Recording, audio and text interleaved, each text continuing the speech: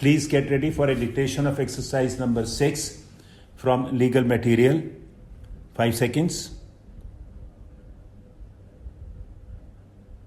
Start.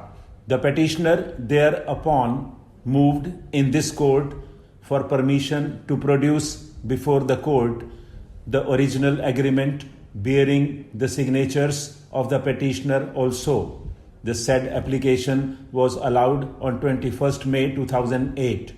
This court directed the respondent to file an affidavit clarifying its stand on the pleading of the petitioner of the agreement having been acted. The respondent thereafter filed an additional affidavit under Section 340 of the CRPC.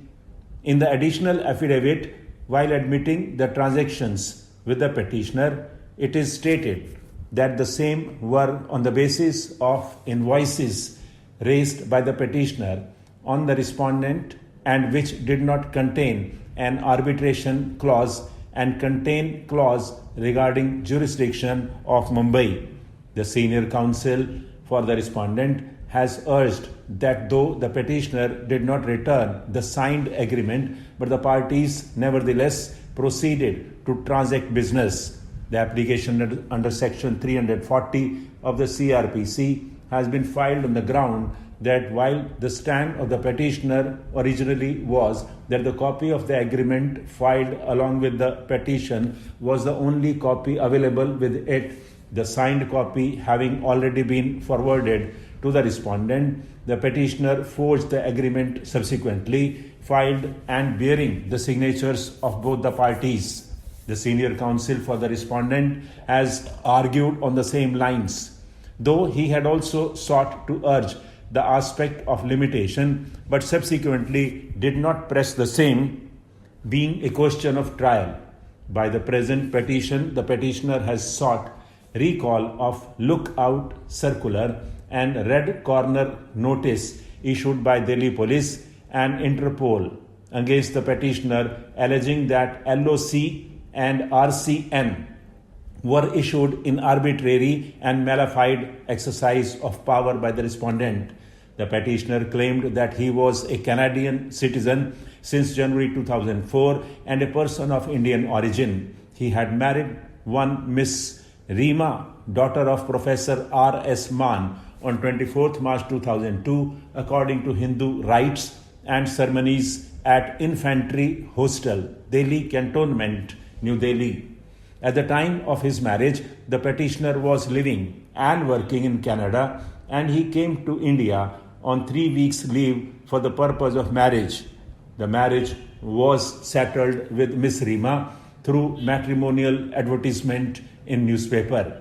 The facts reveal that wife of the petitioner was not able to join the petitioner in Canada as difference arose between the parties in the very beginning.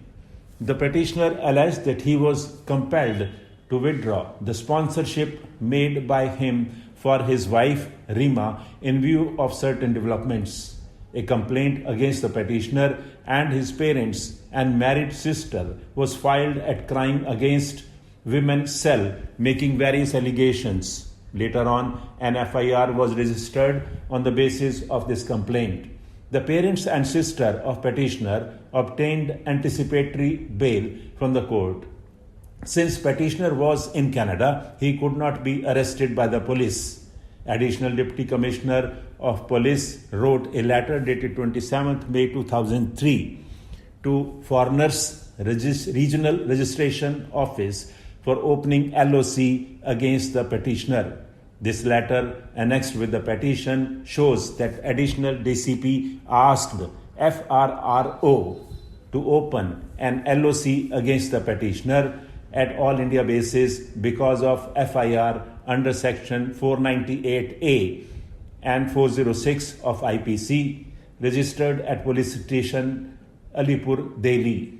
Later, a letter seems to have been written to Interpol wing of Central Bureau of Investigation on 11th June 2003 for opening and issuance of a red corner notice and service of summons on the petitioner in Canada.